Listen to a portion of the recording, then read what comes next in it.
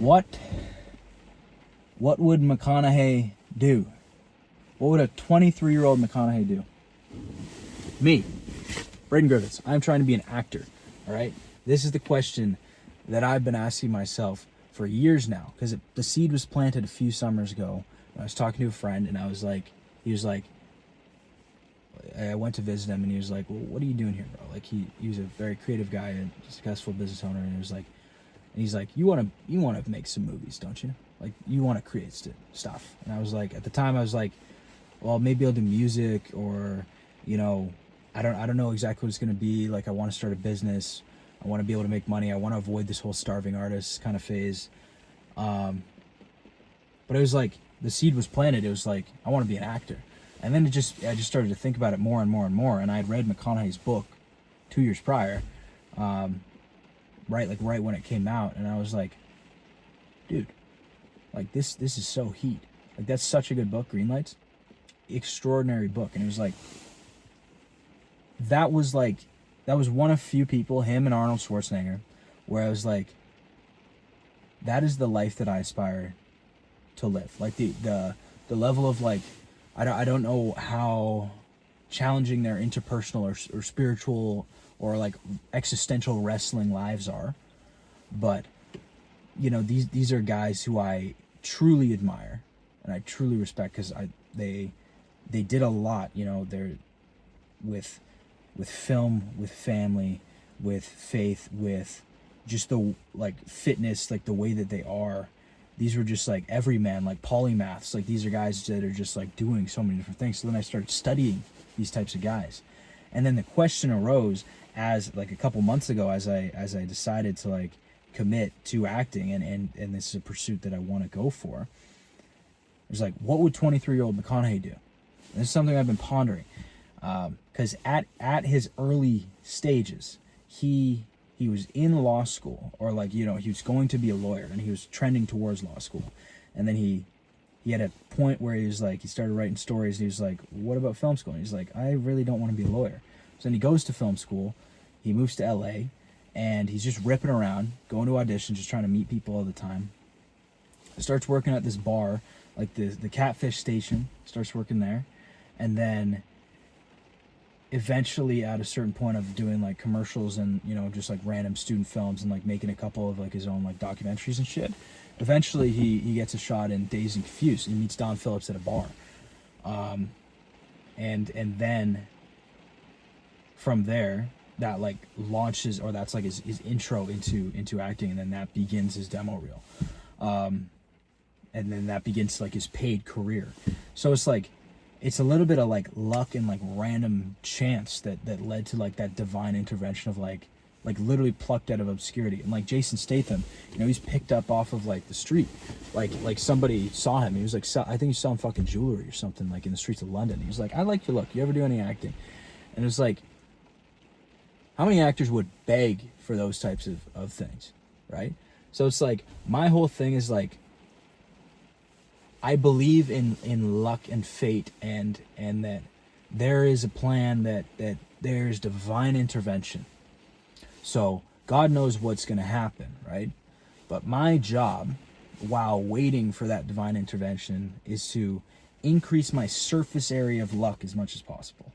Because God's not just going to hand us these little things, you know, because anytime he gives us something we're not ready for, you know, a weight that we can't carry, we get crushed. We get destroyed because we haven't put in the work. So how can one put in the work to be ready for the weight that will be borne onto them? Now, I thought about this because I'm a 23-year-old, turning 24 in a few months, and I just got into film school. So the first few things that I thought of, I'm like, I'm in Canada. I'm not going to go to LA or New York. Just the visa situation would be kind of annoying. And so my options in Canada are Toronto or Vancouver. Both very good film hubs. Both fine. I need to get to the city. I'm about 3 hours from Toronto. I applied to a film school in Toronto. I got in a couple weeks ago. And that was all well and cool. And so that's kind of partially what McConaughey would do. Like, he went to film school. He went and studied, and he was in the environment. He moved to a city, right? And he'd be producing work all the time. He'd be taking stabs at stuff. He'd be writing. He would be auditioning for random things. He'd be trying to participate in and interact with different types of work and just like kind of understand things. And I don't know McConaughey personally, but this is what I think that he would do. And I think the thing for him specifically, and also that I picked up from Arnold in Total Recall, his book, was like, they are meeting people all the time. They are trying to increase that surface area of luck, because it's that little one random connection. It's like, fuck yeah, let's make something. Or like, so you meet some producer or some director or writer who's like, yeah, this is the guy. And it's like, you're just meeting people all the time. So like integration into that situation, and then telling people what you're doing, telling people about the work that you're creating, I think that as a foundation is so key. Because these were both very like bold social guys, right? These are guys who would go out and they take stabs, they meet random people, just random approaches and things like that. McConaughey, for a job, he was a bartender, like I said, like he was at the catfish station. I feel like in the modern times, McConaughey would be in either some kind of sales, or he'd be working at a bar or a restaurant. And for me, I've been in sales for the last few years. I was working for influencers, but it was like all remote, and it was like selling courses and shit like that. And it's like, all right, I think when I'm done school, I'll go back into some kind of sales or something adjacent to that. But for now, I think like a restaurant, or like, when I'm at school, something where I'm just talking to people all the time, just staying like socially sharp, and like, even just like perceiving those stories that you hear from people, or like, you see some crazy shit. Like I was working at like a big telecom company around here, and like some of the, like, we could have made like tires, like Shane Gillis's show. Will, I can't remember his last name, but him, like the manager in the show, he worked at like his dad's like mechanic shop, and like that's where like a lot of the fucking stories came from. And like Shane also used to work at like those mechanics type of shops. So it's like, that is like inspiration to be in those fucking things. And like one of my favorite writers is Charles Bukowski. This guy was working post office jobs, random jobs, whatever. And it's like this, he had a deep hatred for like the machine aspects of corporateness, and I can very much identify with that.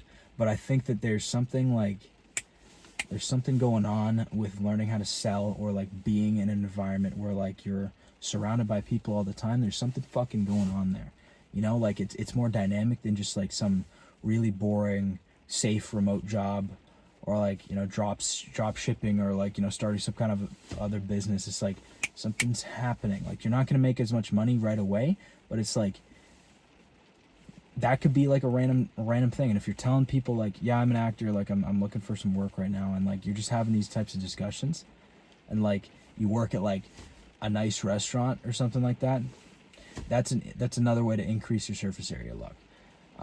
And then McConaughey did not have near as much access as we do on the modern age to the internet. I think that the internet is an underutilized tool, which is why I started doing this. Is like, if people don't know what the fuck I'm doing, they don't know what I'm doing. If I'm talking about it and embarrassing myself on the internet, I feel like there's something going on, like there's people might see this shit. And the biggest cons to putting out your opinion on the internet, or talking about what you're doing on the internet, is like you get criticism from all sides. And the only people that see it in the early days are your friends and family. So they get to see your innermost thoughts, fears, anxieties, and they get to criticize you for it because you put it out to the world and put it out to the internet and you signed up for it. That's like probably one of my least favorite things about putting stuff out on the internet. But like, what would McConaughey do? This is turning into like some Living Like Larry shit from SpongeBob. But like, he'd be talking on the internet. I think he'd be using YouTube or Instagram, and he was traveling a shit ton too. That was more so after he started to get money and had those types of had some major roles. Even in I think you went to Australia before. But even just to put out the thoughts and like write stories and like, you know, essays and just, you know, talk about what's going on or talk about what you're working on, or like for me, mine's more so of like acting week whatever, and also like active things that I'm working through and trying to get better at as I'm writing my feature film, as I'm trying to get into the industry. It's like this is like putting yourself out there. It's humiliating, and it's also it denies certain future opportunities because people can see this stuff and they can make a judgment call on you based on how you behave in your videos.